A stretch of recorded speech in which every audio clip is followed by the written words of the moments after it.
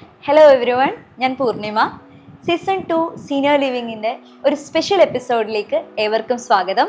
ഇന്ന് നമ്മൾ പരിചയപ്പെടാൻ പോകുന്നത് രണ്ട് സ്പെഷ്യലായിട്ടുള്ള ദമ്പതികളെയാണ്. ജീവിതം ഒരു യാത്രയായി മാത്രം കാണാതെ ആ യാത്രകളിലൂടെ ഒരുപാട് അനുഭവങ്ങൾ സമ്പാദിച്ച രണ്ടുപേരെയാണ് ഇന്ന് നമ്മൾ പരിചയപ്പെടാൻ പോകുന്നത്. മിനി മാം ഒരു ഇംഗ്ലീഷ് പ്രൊഫസറായി റിട്ടയർ ആയ ഒരു മാമാണ്. അതുപോലെ തന്നെ ശശിധരൻ സർ കേരള സ്റ്റേറ്റ് ബാങ്കിന്റെ സീനിയർ മാനേജറായി റിട്ടയർ ആയ വ്യക്തിയാണ്. അപ്പോൾ ഇന്ന് നമുക്ക് ഇവരെ ഒന്ന് പരിചയപ്പെടാം, അവരുടെ യാത്രാ അനുഭവങ്ങളൊന്ന് കേൾക്കാം. Let's go to the video. അപ്പോൾ എവിടെ നിന്നായിരുന്നു ഇതിൻ്റെ എല്ലാം തുടക്കം? ആരാണ് ആ ഒരു എനിക്ക് യാത്ര ചെയ്യണം എന്നൊരു ഇനിഷ്യേറ്റീവ് എടുത്തതാരായിരുന്നു? രണ്ടുപേരും ആഗ്രഹം ഉണ്ടായിരുന്നു, പക്ഷെ എനിക്ക് ഹെൽത്ത് ഇഷ്യൂസ് ഉള്ളത് കൊണ്ട് വേണ്ടാന്ന് വെച്ചിരുന്നതാണ്.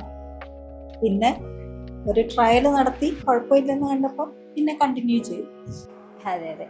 അപ്പൊ ആ ഒരു റിസ്ക് ഏറ്റെടുത്തുകൊണ്ട് ലോകം കാണാം എന്ന് തീരുമാനിച്ച് രണ്ടുപേരോട് പുറപ്പെടുന്നത് ഏത് പ്രായത്തിലായിരുന്നു? 68 വയസ്സും 60 വയസ്സും. സാറിന് 68 വയസ്സുള്ളപ്പോഴും മാമിന് 60 വയസ്സുള്ളപ്പോഴുമാണ് ഇങ്ങനൊരു യാത്രയിലേക്ക് നിങ്ങൾ കടക്കുന്നത് അല്ലേ? ഈ ഒരു റിസ്ക് എടുത്ത് ഇപ്പോൾ ആരോഗ്യ പ്രശ്നങ്ങളുണ്ട്, അപ്പൊ അങ്ങനെ ഒരു റിസ്ക് എടുത്ത് ഒരു യാത്ര പോയി കഴിഞ്ഞപ്പോൾ എന്തായിരുന്നു ഫീൽ ചെയ്തത്? ഒരു കോൺഫിഡൻസ്, ഇനിയും നമുക്ക് പോകാം എന്നുള്ളൊരു ഫീലിംഗ്. ഇപ്പോൾ ഒരുപാട് പേരും നമുക്ക് കാണാൻ കഴിയുന്നത് ഒരു പ്രായം കഴിയുമ്പോഴത്തേക്കും വീടുകളിൽ ഒതുങ്ങുകയോ അല്ലെങ്കിൽ 4 ചുവരുകൾക്കുള്ളിൽ ഒതുങ്ങുകയോ TV ഒക്കെ കണ്ട് പത്രമൊക്കെ വായിച്ച് വീട്ടിലിരിക്കാൻ എന്നുള്ളൊരു രീതിയിലേക്കാണ് പോവാറുള്ളത്. പക്ഷെ നിങ്ങളെ സംബന്ധിച്ച് നിങ്ങൾ സ്പെഷ്യൽ ആകുന്നത് അത്രയും യാത്രകൾ നടത്തി, ഈ ഒരു കോൺഫിഡൻസോടെ ഈ ഒരു ധൈര്യത്തോടെ അത്ര യാത്രകൾ നടത്തി എന്നുള്ളതാണ്. അപ്പോൾ അതിൽ നിന്ന് ഒരു 2 വാചകത്തിൽ അത് പറയാൻ പറ്റുമോ? എന്തായിരുന്നു ആ യാത്ര, അല്ലെങ്കിൽ എങ്ങനെയായിരുന്നു ആ യാത്ര? ഒരു റീലേണിംഗ് എക്സ്പീരിയൻസ് ആയിരുന്നു. നമുക്ക് പല രാജ്യങ്ങളെയും കുറിച്ച് പല തെറ്റിദ്ധാരണകളായിരുന്നു ഉണ്ടായിരുന്നെന്ന് റിയലൈസ് ചെയ്തു.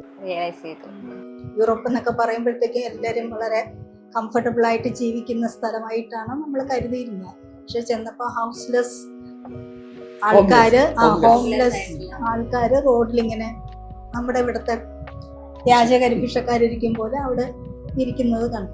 കൂടെ പട്ടികളും ഒക്കെ ഉണ്ട്, പക്ഷെ അവരുടെ കൂട്ടത്തില്. പക്ഷെ ഇങ്ങനെ നിരന്ന് റോഡിൽ ഇരിക്കുന്ന കണ്ടപ്പോൾ നമ്മൾ മാത്രമല്ല, നമ്മുടെ നാട്ടിൽ മാത്രമല്ല കഷ്ടപ്പെടുന്നവരുള്ളവരെന്ന് മനസ്സിലായി. ഭയങ്കര നമ്മുടെ മനസ്സിലൊരു ചിത്രം ഉണ്ടല്ലോ ഓരോ രാജ്യങ്ങളെ പറ്റിയിട്ട്.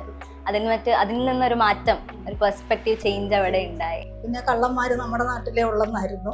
പക്ഷെ ഞങ്ങള് ഫ്രാൻസിൽ ചെന്നിറങ്ങി, ഫസ്റ്റ് ഡേ ചെന്നിറങ്ങി ബ്രേക്ക്ഫാസ്റ്റ് കഴിച്ചുകൊണ്ടിരിക്കുകയായിരുന്നു. കുറച്ച് കഴിഞ്ഞ് നോക്കിയപ്പോഴത്തേക്കും ഒരാളുടെ ഹാൻഡ് ബാഗ് വിത്ത് പാസ്പോർട്ട് നഷ്ടമായി. പക്ഷെ ഒത്തിരി അന്വേഷിച്ചിട്ടും കിട്ടിയില്ല. പിന്നെ അവര് വേറെ എന്തൊക്കെയോ, അവർക്ക് വളരെ ഇൻഫ്ലുവൻഷ്യൽ ആയിരുന്നുകൊണ്ട് പാസ്പോർട്ട് അവര് അങ്ങനെയോ റെഡിയാക്കി. ഒരുമിച്ച് യാത്ര ചെയ്യുന്നത്, അതായത് ഒരു ദമ്പതികളായിട്ട് ഈ ഒരു പ്രായത്തിൽ ഒരുമിച്ച് യാത്ര ചെയ്യുമ്പോൾ അത് നിങ്ങളുടെ ബന്ധത്തെ എങ്ങനെയാണ് വളർത്തിയിട്ടുള്ളത്? നിങ്ങൾ തമ്മിലുള്ള ഒരു കണക്ഷൻ എങ്ങനെയാണ് അത് സ്വാധീനിച്ചിട്ടുള്ളത്? ഞങ്ങൾ തമ്മിലുള്ള ബോണ്ടിങ് കുറെ കൂടി സ്ട്രോങ്ങർ ആയി. പിന്നെ പോകുന്ന വഴിക്ക് എന്തെങ്കിലുമൊക്കെ ബുദ്ധിമുട്ടുകൾ ഉണ്ടെങ്കിൽ പരസ്പരം ഹെൽപ്പ് ചെയ്തും കെയർ ചെയ്തും, വീട്ടിലാണെങ്കിലും അങ്ങനെ തന്നെ യാത്ര പോകുമ്പോൾ കുറെ കൂടി കെയറിങ് ആയിരുന്നു. അപ്പോൾ അത്രയും റിസ്ക് എടുത്തുകൊണ്ട് ആ ഒരു ആരോഗ്യാവസ്ഥകളൊക്കെ ഉണ്ട്, പിന്നെ പ്രായത്തിൻ്റെതായ ഒരുപാട് റെസ്ട്രിക്ഷൻസ് ഉണ്ട്. അപ്പോൾ അത്രയും റിസ്ക് എടുത്തുകൊണ്ട് ആ ഒരു യാത്രയിലേക്ക് ഇറങ്ങി പുറപ്പെടുമ്പോൾ, ആ ലോകം ചുറ്റാൻ വേണ്ടി രണ്ടുപേർ ഇറങ്ങി പുറപ്പെടുമ്പോൾ ചുറ്റുമുള്ളവരുടെ, അതായത് സമൂഹത്തിൻ്റെ, ഫാമിലി മെമ്പേഴ്സിൻ്റെ ഒക്കെ റിയാക്ഷൻ എന്തായിരുന്നു? എങ്ങനെയുള്ളതായിരുന്നു അത്? ഇവരുടെ കൺസേൺ കൊണ്ടായിരിക്കാം, വേണമോ ഇത്ര റിസ്ക് എടുക്കണോ എന്നൊരു ചോദ്യം പലരുടെ മനസ്സിലുണ്ടായിരുന്നിരിക്കണം. പക്ഷെ ഇത് പോകുന്നു എന്ന് തീരുമാനിച്ചു കഴിഞ്ഞപ്പോൾ അവരെല്ലാവരും അതിനെ സപ്പോർട്ട് ചെയ്തു. ആ ഒരു സോഷ്യൽ വളയങ്ങളുടെ ആ ഒരു റെസ്ട്രിക്ഷനൊക്കെ മുറിച്ചു മാറ്റിക്കൊണ്ട് രണ്ടുപേര് മുന്നോട്ട് എത്തുമ്പോൾ അത് വളരെ വലിയൊരു പ്രൗഡ് ഫീലിംഗ് ആണ് സത്യം പറഞ്ഞാൽ. അപ്പോൾ ഇവിടെ സീസൺ 2 സീനിയേഴ്സ് ലിവിങ്ങിൽ എത്തിക്കഴിഞ്ഞപ്പോൾ ഒരു യാത്ര ചെയ്തിരുന്നു. ആ യാത്രാനുഭവം ഒന്ന് പറയാമോ? ശ്രീലങ്കയിലാണ് പോയത്. ശ്രീലങ്കയിൽ ഈ കേരളത്തിൻ്റെതായിട്ടുള്ള ഒരു രീതിയിലുള്ള സംസ്കാരമാണ്. അവിടുത്തെ സ്ഥലങ്ങൾ ഇവിടുത്തെ കേരളത്തെക്കാളും വളരെ ബ്യൂട്ടിഫുൾ ആയിട്ടുള്ള സിറ്റിയും മറ്റു കാര്യങ്ങളൊക്കെ ഉണ്ട്. പിന്നെ വലിയ വലിയ ലാൻഡ്സ്കേപ്പ്, ടീ എസ്റ്റേറ്റ്സ്, ഇങ്ങനെയുള്ള കാര്യങ്ങളൊക്കെ ഉണ്ട്. അതൊക്കെ കണ്ടു. റിട്ടയർ ആയിട്ടും ഒരു 10 വർഷത്തിന് ശേഷമാണ് രണ്ടുപേരോട് യാത്ര സ്റ്റാർട്ട് ചെയ്തത് അല്ലേ? അപ്പോൾ ആദ്യമായി പോയ സ്ഥലം സിംഗപ്പൂർ, മലേഷ്യ ആയിരുന്നു ആദ്യമായി പോയത്. അപ്പോൾ ആ ഒരു റിട്ടയർമെന്റിന് ശേഷം 10 കൊല്ലത്തിന് ശേഷം ഒരു യാത്രയിലേക്ക് ഇറങ്ങുമ്പോൾ ആരായിരുന്നു ആ ഒരു ഇനിഷ്യേറ്റീവ് എടുത്തത്? അല്ലെങ്കിൽ എങ്ങനെയായിരുന്നു ആ ഒരു തോട്ട് മനസ്സിൽ വന്നത്? അപ്പോൾ നമുക്കൊരു യാത്രയൊക്കെ പോവാം, ഇങ്ങനെ പ്രായമായിട്ടുണ്ടെങ്കിലും നമുക്കൊരു യാത്ര പോവാം എന്നുള്ള ആഗ്രഹം ആർക്കാണ് ആദ്യം വന്നത്? പുള്ളിയുടെ നെവ്യൂ ഞങ്ങളെ നിർബന്ധിച്ച് എനിക്ക് ഹൈദരാബാദില് കൊണ്ടുപോയി, ഫ്ലൈറ്റ് കയറ്റി കൊണ്ടുപോയി. ആ യാത്രയായിരുന്നു വാസ്തവത്തിൽ ഒരു തുടക്കം.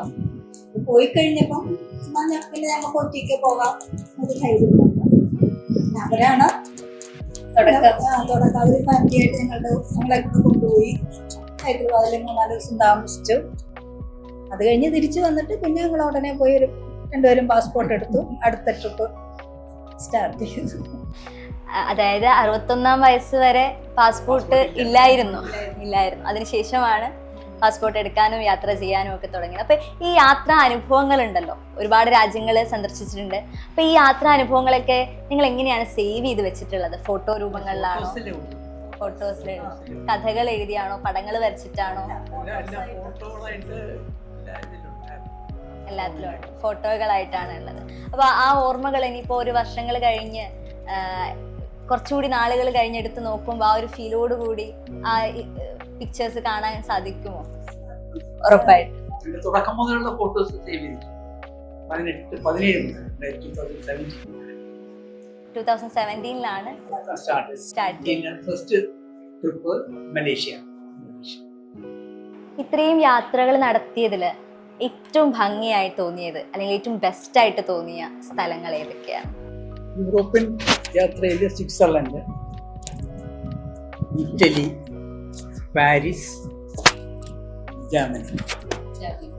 ജാപ്പനീസ് യാത്രയിൽ ഒസാക്ക, ഹിരോഷിമ, വാർ മെമ്മോറിയൽ. അവിടെ ഇപ്പോഴും അതിന്റെ റിമൈൻസ് ഒരു മ്യൂസിയം ഉണ്ട്. മ്യൂസിയം പിന്നെ US ട്രിപ്പ് പോയപ്പോൾ നയഗ്ര വാട്ടർഫോൾസ് ഭയങ്കര ഒരു എക്സ്പീരിയൻസ്. ലോകത്തിലെ ഏറ്റവും വലിയ waterfall Niagara waterfall. Dream come true എന്നൊക്കെ പറയുന്ന പോലെ നമ്മള് ഒട്ടും പ്രതീക്ഷിക്കാതെ പോകാൻ പറ്റിയാണ് സ്വിറ്റ്സർലൻഡ്. 10,000 feet above ഐസ്ബർഗ് ഉണ്ട്. ഐസ്ബർഗിന്റെ മുണ്ടയ്ക്ക് ഏറ്റവും മുകളിൽ 10,000 feet. അതിന്റെ മുകളിൽ നടക്കാനൊക്കെ പറ്റും ഐസിൽ. അത് നടക്കുന്നത് കൊണ്ട് പറ്റുന്ന കാര്യമല്ല. നമുക്ക് മുമ്പ് വീട്ടിലാണെങ്കിൽ സ്വന്തം എല്ലാം ഇട്ടാണ് രാത്രി കിടന്നുകൊണ്ടിരുന്നത്. ഞങ്ങള് അവിടെ ഐസിന്റെ ഒരു കുഴപ്പമില്ലാതെ നടക്കാനായിട്ട് 10,000 അടി മുകളിൽ. സ്വിറ്റ്സർലൻഡിനെ പറ്റിയിട്ട് എന്താണ് പറയാനുള്ളത്? സ്വിറ്റ്സർലൻഡ് ആ ഒരു സ്ഥലത്തെ പറ്റി, അവിടുത്തെ ആൾക്കാരെ പറ്റി, അവിടുത്തെ ഭക്ഷണത്തെ പറ്റി ഒക്കെ. ആൾക്കാരുമായിട്ട് അധികം കോൺടാക്ട് ഒന്നുമില്ല. നമ്മളൊരു ടൂർ പാക്കേജ് ആയിട്ട് പോകുമ്പോൾ ആ ഗ്രൂപ്പിലുള്ള ആൾക്കാരെ മാത്രം പരിചയപ്പെടാം. പക്ഷെ സീനറി ഒക്കെ വളരെ ബ്യൂട്ടിഫുൾ ആണ്. വളരെ കലണ്ടറിലൊക്കെ കണ്ടിട്ടുണ്ട് സ്വിറ്റ്സർലൻഡിന് പോകാൻ. ഇതൊന്ന് പോകാൻ പറ്റിയിരുന്നെങ്കിൽ എന്ന് കുട്ടിക്കാലത്ത് ആഗ്രഹിച്ചിട്ടുണ്ട്. എന്നാലും നടക്കുമെന്നൊരു പ്രതീക്ഷയില്ലായിരുന്നു. പക്ഷെ അങ്ങനെ വൈൽഡസ്റ്റ് ഡ്രീം കം ട്രൂ ആയിട്ട് പാരീസിൽ പോയിരുന്നു അല്ലേ? Eiffel tower. Okay. Paris is called as the city of love. അപ്പൊ രണ്ട് പ്രായമായ ദമ്പതികള് സിറ്റി ഓഫ് ലവിൽ പോയപ്പോ എന്തായിരുന്നു ആ ഒരു ഫീലിംഗ്? എങ്ങനെയായിരുന്നു? സ്പെഷ്യൽ എക്സൈറ്റ്മെന്റ് ഒക്കെ? ആ പ്രായത്തില് നിങ്ങളുടെ പ്രായം പോലെ അല്ല, നമ്മുടെ 60-68 അത്ര ഒരു ഇതൊക്കെ കാണാൻ പറ്റിയെന്നുള്ളൊരു എക്സൈറ്റ്മെന്റ്. അമേരിക്കയിൽ ലോസ് വെഗാസ്, ലോസ് ഏഞ്ചൽസിലൊക്കെ പോയി ഹോളിവുഡ് തിയേറ്റർ, ഫിലിം സ്റ്റുഡിയോ ഇവിടെ പോയിട്ടുണ്ട്. Universal studio. കുട്ടിക്കാലത്തെ സ്വപ്നങ്ങള് ഈ പ്രായത്തിൽ സഫലമാകുമെന്ന് ഒരിക്കൽ പോലും വിചാരിച്ചിട്ടുണ്ടാവില്ല അല്ലേ?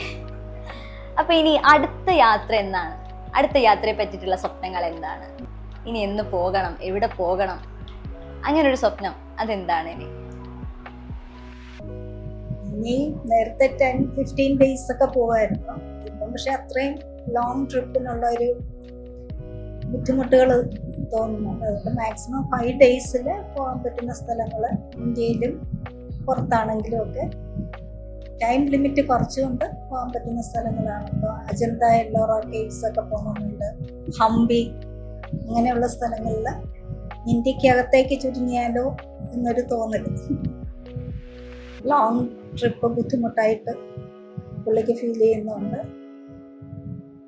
ഫുഡ് വെജിറ്റേറിയൻ ആയതുകൊണ്ട് ഫുഡിന്റെ കാര്യമൊക്കെ പുള്ളിക്ക് ബുദ്ധിമുട്ടാണ്. പല സ്ഥലങ്ങളിൽ പോയപ്പോഴും വെജിറ്റേറിയൻ ആയത്. ജർമ്മനിയിലൊക്കെ ചെല്ലുമ്പം അവർക്ക് ഇംഗ്ലീഷ് അവർ സംസാരിക്കത്തുമില്ല, അതുകൊണ്ട് എഴുതി വെച്ചിരിക്കുന്ന എന്താണെന്ന് നമുക്ക് വായിക്കാനും പറ്റും. അതൊക്കെ കൊണ്ട് ഭയങ്കര ടെൻഷനാണ് ഫുഡിന്റെ കാര്യത്തിൽ. ഞാൻ ടേസ്റ്റ് ചെയ്ത് നോക്കിയിട്ടേ പുള്ളി കഴിക്കുള്ളൂ. നോൺ വെജ് അല്ലേ ഉള്ളൂ. അതെ അതെ അതെ, നോൺ വെജ്. ഓക്കെ.